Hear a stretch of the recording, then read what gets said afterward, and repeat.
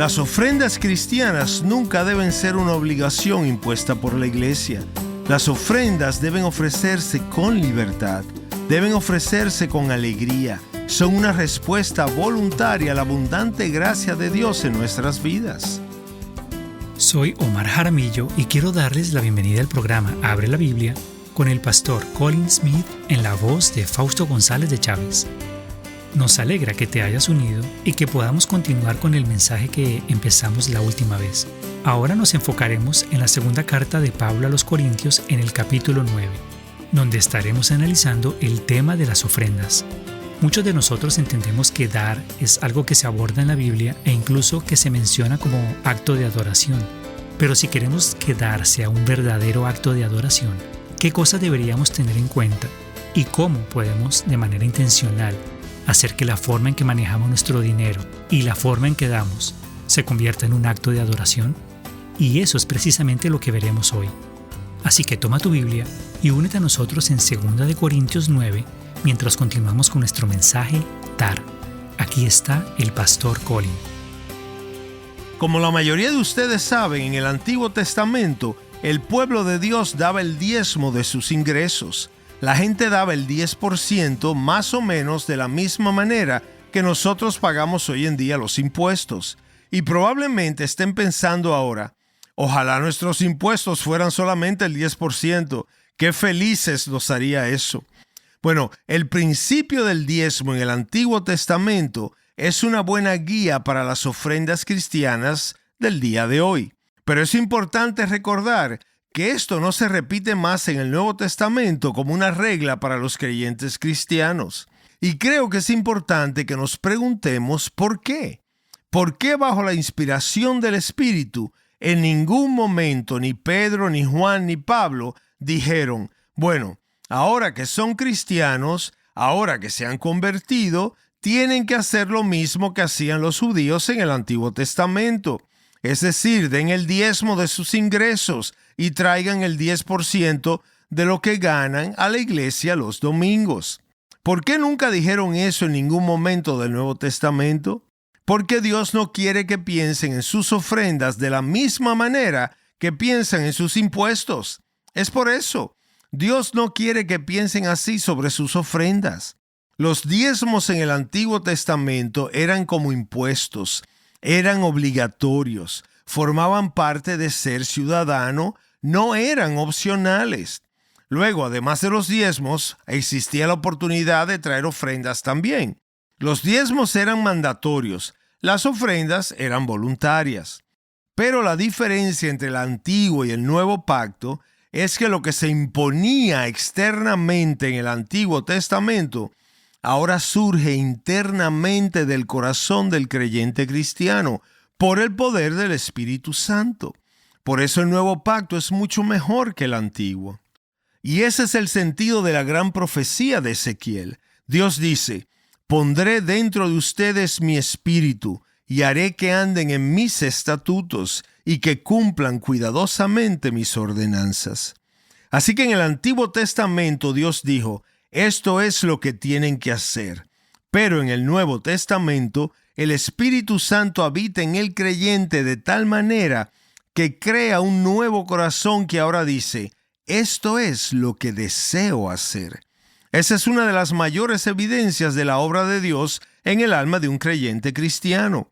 Por eso las ofrendas cristianas nunca deben provenir de alguna obligación impuesta por la iglesia. Por eso, si te haces miembro de nuestra iglesia, asistes a algunas clases, aprendes muchas cosas sobre la iglesia, hablarán allí sobre las ofrendas, pero nunca te dirán que tienes que dar el 10%, porque bíblicamente no lo podemos imponer. Las ofrendas cristianas deben ofrecerse con libertad, deben ofrecerse con alegría, son una respuesta voluntaria a la abundante gracia de Dios en nuestras vidas. Verán, creo que ese es el problema del enfoque que dice, calculo mis ingresos y le quito el 10% de la parte superior. Eso le pertenece a Dios y el resto me pertenece a mí. Hay algo que decir al respecto, pero el problema es que se convierte fácilmente en algo mecánico, se convierte en un deber que hay que cumplir, en lugar de un corazón que se abre. Así que ten cuidado con esa mentalidad. Dios no quiere que pienses en tus ofrendas de la misma manera que piensas de tus impuestos. La pregunta para un cristiano bajo el nuevo pacto nunca es ¿cuánto tengo que dar? La pregunta es ¿cuánto puedo dar? Y en realidad, esa es una pregunta mucho más profunda. Quiero que lo pensemos un poco porque me parece que el Nuevo Testamento aborda algunas cuestiones muy prácticas sobre cuánto podemos dar. Y tal vez podamos resumirlo en este principio muy sencillo y muy práctico. Si quieres dar más, aquí tienes cómo hacerlo. Gasta menos. Eso suena un poco perspicaz, ¿no crees? Si quieres dar más, pues gasta menos en otras cosas. Me ha fascinado observar que las principales áreas de nuestros gastos están muy relacionadas con las cuestiones que se encuentran en el centro de las 3 tentaciones de Jesús. Quizá te interese comprobarlo en el Evangelio de Mateo. Pero si piensas en las 3 áreas de nuestros gastos, ellas se agrupan en torno a nuestras, primero, necesidades, luego, impresiones y tercero, experiencias. Déjame repasar estas 3 y creo que descubrirás que son áreas en las que podemos pedirle a Dios que examine nuestro corazón de maneras nuevas. La primera área en la que Satanás tentó a Jesús fue en relación con las necesidades. Recuerda que el Espíritu Santo había llevado a Jesús al desierto para dedicarse a la oración y al ayuno. Todo este asunto del ayuno es absolutamente fascinante porque se trata de prescindir de lo que normalmente necesitamos. Es obvio que el cuerpo necesita alimento, pero Jesús fue guiado por el Espíritu a ir al desierto durante un periodo limitado de tiempo y a prescindir de lo que normalmente necesitaba. Y cuando estuvo sin lo que normalmente necesitaba durante un tiempo, el tentador se le acercó y le dijo: «Convierte estas piedras en pan. Debes tener lo que necesitas». En otras palabras, la tentación consistía en anteponer las necesidades personales de Jesús a la voluntad de Dios, que había llevado a Jesús por el Espíritu a dejar de lado esas necesidades personales durante un tiempo limitado para dedicarse al ayuno. Ahora, permítanme sugerirles esta aplicación. Si queremos crecer en generosidad, lo primero que debemos examinar es lo que decimos que necesitamos. En otras palabras, revisemos nuestro presupuesto y veamos primero el dinero que decimos que está comprometido. Eso incluiría, por ejemplo, dónde viven y lo que necesitan para tener un techo sobre sus cabezas, cómo se desplazan de un lugar a otro, los alimentos de los que dependen cada día, los servicios básicos de lo que dependen, el teléfono que muchos de ustedes llevan consigo, el acceso a la información o la conexión cuando está disponible, etc. Cada uno de estos aspectos implican una elección. Algunas personas tienen muchas opciones, otras tienen muy pocas. Sin embargo, todos nos sentimos tentados a considerar lo que nos hemos acostumbrado a tener como una necesidad, aunque lo que nos parece esencial pueda ser un lujo para otros y algo totalmente inalcanzable para una gran parte del mundo. Pero el espíritu del ayuno dice que puede haber algunas cosas que digas que necesitas y a las que al menos durante un tiempo podrías renunciar para fortalecer tu entrega a Dios. De eso trata el ayuno. Así que echa un vistazo a todo lo que pones en la lista de cosas esenciales. La pregunta es, ¿cómo se relaciona lo que llamas tus necesidades con tu entrega? ¿Cómo se relaciona lo que tú llamas necesidad con tu entrega? Y si es el caso que tus necesidades ocupan casi todo lo que Dios te ha dado, entonces probablemente has sobreestimado tus necesidades. Piensa en ampliar el espíritu del ayuno a algo que dices que necesitas, aunque sea por un tiempo, con el fin de fortalecer tu entrega. Puede ser el comienzo de un nuevo capítulo de crecimiento en tu vida espiritual. Una segunda área de nuestros gastos gira en torno a lo que podríamos describir como impresiones. Y recuerda que en la segunda tentación de Jesús, Satanás lo invitó a saltar desde la cima del templo, diciéndole que los ángeles lo cuidarían y que no sufriría ningún daño. El corazón de la segunda tentación era causar una gran impresión. Piensa en el revuelo que se habría dado si Jesús hubiera saltado desde el pináculo del templo y hubiera flotado hasta el suelo sin sufrir ningún daño. Por lo tanto, me pareció útil pensar en eso y decir, echemos un vistazo a lo que gastamos en cosas que esencialmente tienen que ver con causar una buena impresión. Todos gastamos dinero en cosas que causan buena impresión. Esta semana compré una camisa nueva. En realidad no porque la necesitaba, ya que tengo muchas camisas. Pero estábamos en una tienda, vi una camisa bastante bonita y mi hijo que estaba conmigo me dijo, oye papá, te queda muy bien, cómprala. Así que la compré. Da una buena impresión. Veamos las cosas que entran en el ámbito de la impresión.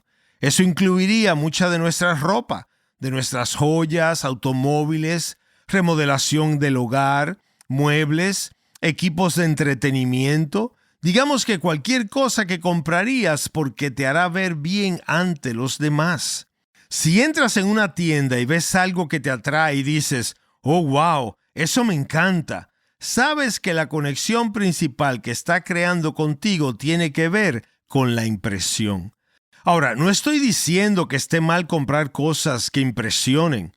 Solo digo que si nos tomamos en serio esto del dar, es bueno que analicemos las cosas que tienen que ver con la impresión y luego las comparemos con nuestras ofrendas. Y aquí va el área número 3, que podríamos escribir como experiencias. Recuerda la tercera tentación. Satanás le mostró a Jesús los esplendores del mundo. Ahora, ¿qué incluía todos esos esplendores del mundo? Bueno, la gran barrera de coral, las selvas y los parques safaris del África, la costa del Pacífico. Todo un mundo de viajes y diversión, una vida llena de placeres y experiencias. Satanás le mostró esto a Jesús y le dijo, todo esto puede ser tuyo. Ahora, la verdad es que gran parte de esto es realmente nuestro. Es una bendición y un privilegio de manos de Dios que muchos de ustedes a los 30 años han visto más de este mundo y han tenido la oportunidad de vivir experiencias más maravillosas por todo el planeta de las que generaciones anteriores habrían tenido o soñado en tener jamás. Nos hemos convertido en la cultura del sí, ya lo hice. ¿Han escuchado esa frase? Eso es maravilloso. Son grandes bendiciones de Dios, son privilegios maravillosos. Pero hay una pregunta que tengo que hacerme. ¿Cómo se relaciona lo que gasto en viajar por el mundo con mis ofrendas? O si tomamos otra tarea de placer, ¿cómo se relaciona lo que gasto en entretenimiento con mis ofrendas? ¿Cómo se relaciona lo que gasto en experiencias personales o placeres que son parte de la abundancia que Dios nos da para disfrutar? No estoy diciendo que no lo hagan. Solo digo que si nos tomamos en serio esto de las ofrendas, deberíamos comparar estas cosas. Porque si no abordamos esta cuestión en nuestras vidas, lo que ocurre es que las necesidades, las impresiones y las experiencias se convierten en las cosas que se apoderan de nuestros corazones.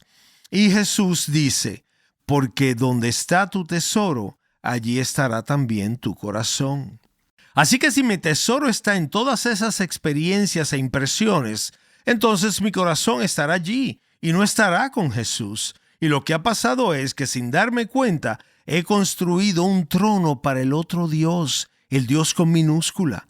En este punto algunos de ustedes dirán, vaya, sería mucho más fácil si simplemente dijeras que hay que dar un 10%, porque entonces podríamos darlo y ya, no tendríamos que preocuparnos tanto.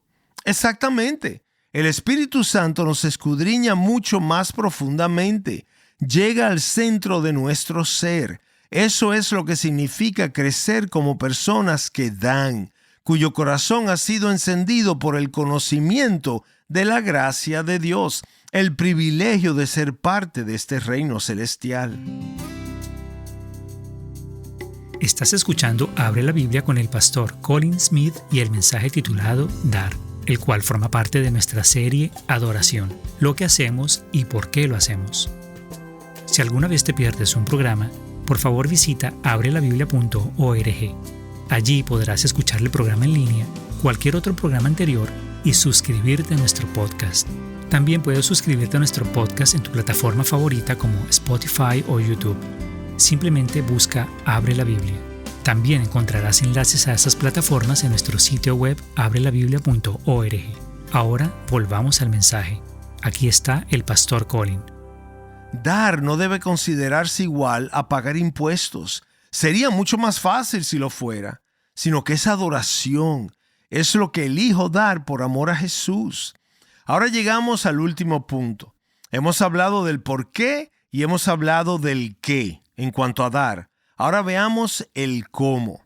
Pasemos a una última referencia bíblica que se encuentra en 2 de Corintios 9. Todo lo que necesitan saber sobre los aspectos prácticos del dar se encuentra aquí, en este capítulo.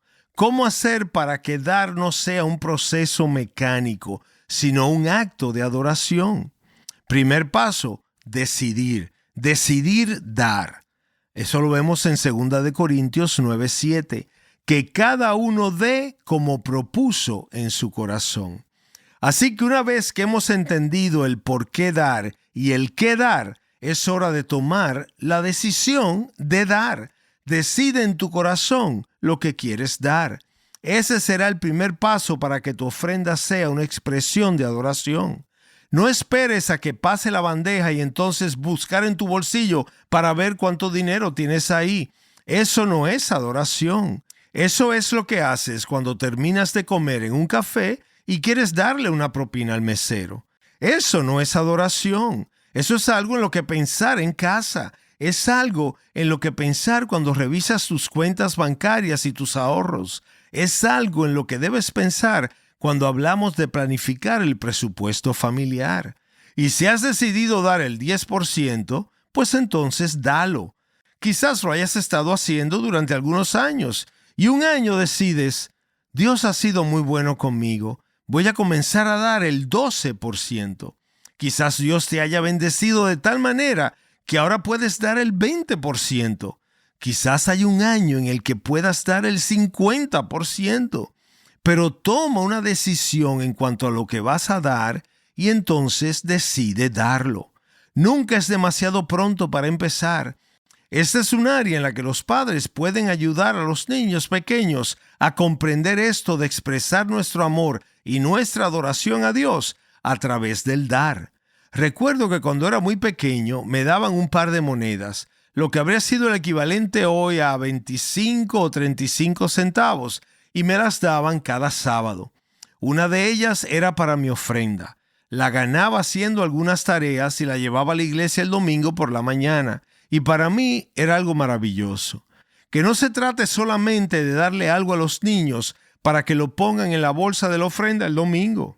Que sea algo que sientan que se han ganado. Que sea algo que puedan dar. Enséñeles el concepto de decidir qué se va a dar a Dios y qué se va a utilizar para otro propósito. Por cierto, si hacen ofrendas en línea, díganle a sus hijos que lo hacen así y explíquenles cómo funciona. Y luego, no solo decidas dar, sino que disfruta dar. Mira lo que dice aquí, que cada uno dé como propuso en su corazón, no de mala gana ni por obligación, porque Dios ama al que da con alegría. Dios ama al dador alegre. La palabra de mala gana significa literalmente en el original con dolor. Si vas a sentir dolor al dar, mejor no des, porque Dios ama ofrendas que nacen de un corazón deseoso de dar. No un corazón que da porque lo han manipulado emocionalmente, sino un corazón que ha sido tocado por su gracia y entiende que dar es adoración. Dios ama al que da con alegría. Literalmente esa palabra alegría en el original significa que provoca risa. Significa el que da riendo. Es una imagen maravillosa. ¿Y sabes por qué dar provoca risa? Porque cuando das, destronas al otro Dios. ¿Y no es maravilloso ver caer el poder del otro Dios? ¿No es maravilloso romper el dominio mediante el dar? Ahí hay alegría. Es una prueba de la gracia de Dios en la vida de toda persona. Aquellos que tienen suficiente edad recuerdan la caída del muro de Berlín, la emoción y la alegría que produjo. ¿Recuerdas a los jóvenes con mazos golpeando ese muro, rompiéndolo para llegar a sus seres queridos al otro lado, de quienes habían estado separados durante años? Verán, esa es una imagen maravillosa de dar. Derriba la barrera entre tú y Dios. Rompe el dominio de un poder opresivo. Da un golpe a la libertad de tu alma. Dios ama al dador que ríe, al dador alegre, que entiende la alegría de lo que realmente sucede cuando dar se convierte en adoración.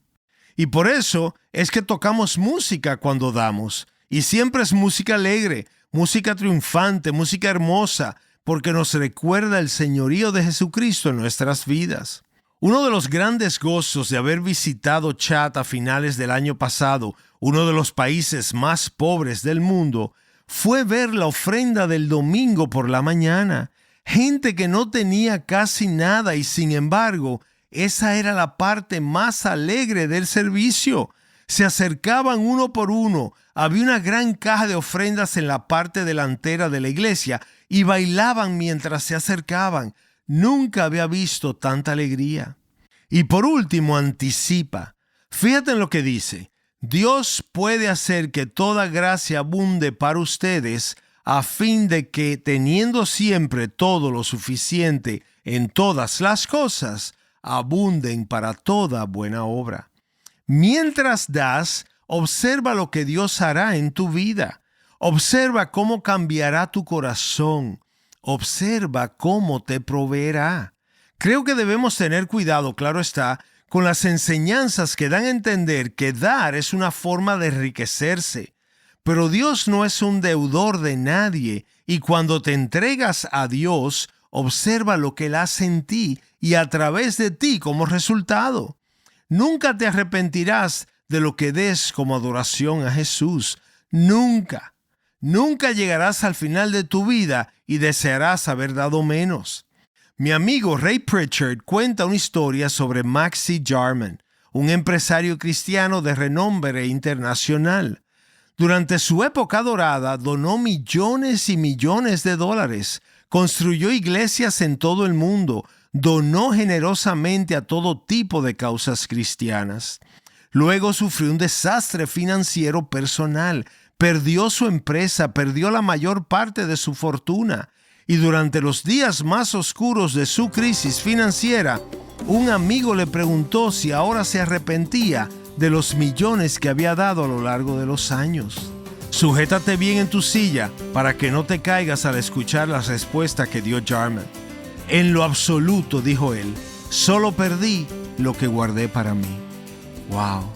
Gracias por escucharnos hoy y espero que nos acompañes la próxima vez. Abre la Biblia es un programa de difusión de Open the Bible y es posible gracias a oyentes como tú.